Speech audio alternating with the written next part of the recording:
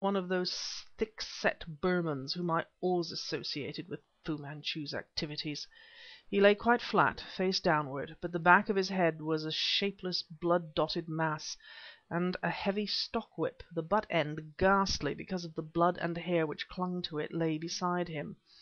I started back, appalled, as Smith caught my arm. "It turned on its keeper," he hissed in my ear.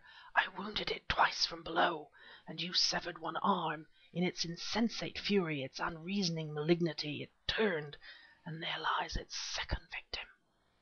Then it's gone, Petrie. It has the strength of 4 men even now. Look." He stooped, and from the clenched left hand of the dead Burman extracted a piece of paper and opened it. "Hold the lantern a moment," he said.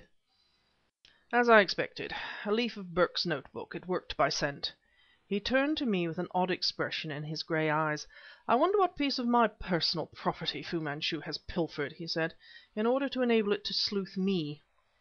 He met the gaze of the man holding the lantern. "Perhaps you had better return to the house," he said, looking him squarely in the eyes. The other's face blanched. "You don't mean, sir, you don't mean..."